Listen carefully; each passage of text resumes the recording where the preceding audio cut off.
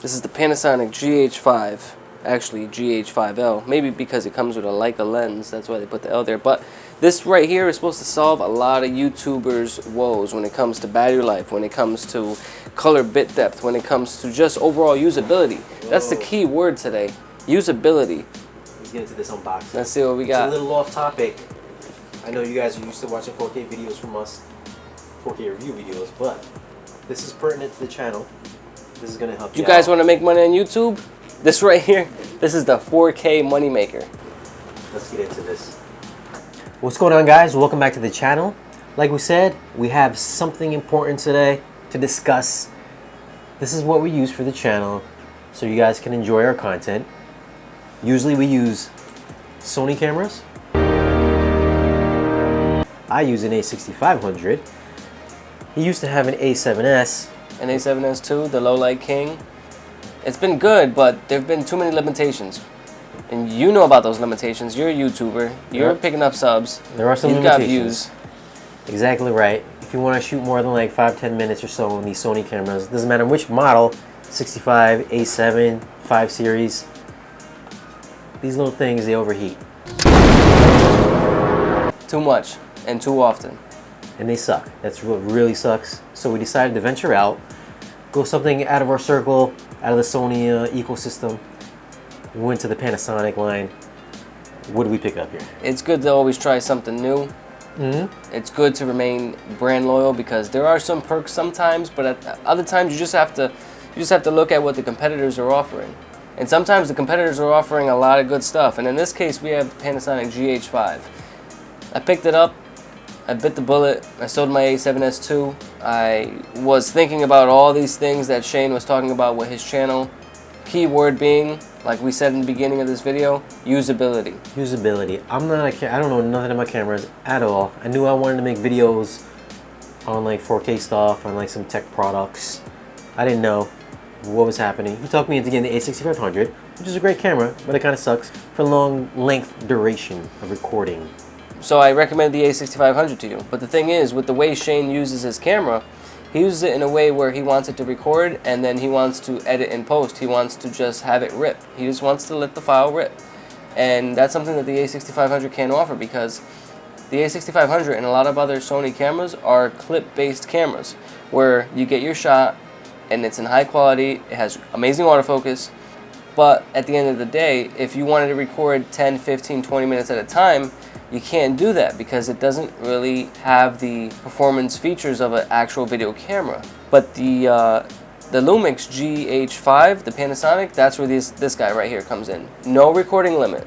A lot of other cameras will have a recording limit of 30 minutes, and that's really limiting for people who wanted to record press conferences or anything like that. Or if you have a YouTube channel, you want to have discussions with more than yourself, like 2 or 3 people. If you want to have a discussion about a movie or a topic, these Sony cameras tend to cut out on us after a few minutes. Yeah, it's not very productive. You can't increase your productivity with something like that. I'm nervous right now because we're talking too much and we're recording on a 6500 and I feel like it may overheat. We may need to bring out the bag of peas. Damn. But bag of peas. If I gotta put a bag of peas on my camera every time I want to record a YouTube video, no, it's unacceptable.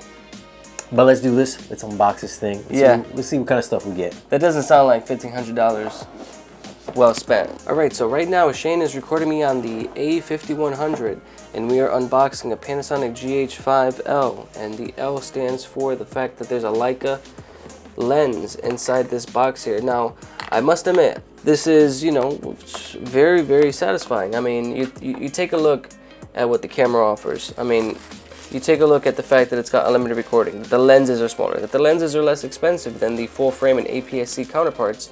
You just have to say, man, is this really the one? Is this the vlogger's dream? With the flip out screen, with the most popular YouTubers using it, we've got a lens pedal right here. You have to ask yourself, is this really the one? Right over here, as I was saying, the Leica lens, the 12-60, and from the looks of it, it's very small, very compact. It has a nice finish to it. Now, onto the camera body. Right in front of it, we have the GH5 strap. Very nice red accenting right on that logo there, right on those letters, right on that text. Lumix right there in white. Very clean looking design. Right over here, speaking of feel, body only. Let's hear, see, and experience the unveil. Look at that, the Panasonic GH5. Ooh, that's nice. The first major camera Touch that. to do 4K 60 frames per second and have weather sealing, a flip out screen, 10-bit nice. 422 with external video recording capabilities. It's got some weight. It feels like a full-size DSLR. Your manual focus, autofocus lever right here. It does have an electronic viewfinder, but most importantly, let's take a look at the sensor. Smallish style sensor, micro four thirds sensor. So this is part of the reason why the Sonys overheat, but this one shouldn't overheat. Am I correct? Because it's a smaller It should sensor? not overheat. It is a smaller size sensor. It is bigger than a camcorder, but it is smaller than a 1-inch sensor found in the RX100 Mark V and any concurrent models after that, any subsequent models after that. This guy right here records 4K at 60 frames a second. Check this out. This right here is very important to a lot of people. A flip out screen. It tilts, swivels, and when I turn it, we can do one of these numbers. We can vlog. You can vlog. Now, HDMI port over here on the side, full-size HDMI output. Very important. To top it off, USB-C. The Sony cameras still use an ancient, and I mean ancient USB 2.0 port. USB-C for what? USB-C for charging, Oh. USB-C for data transfer. That is the new standard. So, headphone port at the top, isolated from the rest of the ins and outs. On the other side, we've got remote triggers. If you wanted to put something special right there, you have the ability to do so. Weather sealed body on top of that. This thing, you can put it outside in the rain, in the snow, in the sleet, in the hail, and it will survive. The dial here seems to be very, very clicky. It has a Nice tactile feel. That's right. And joystick over here. Twin dials. You have a dial on the back and you have a dial on the front. ISO button. A battery slot.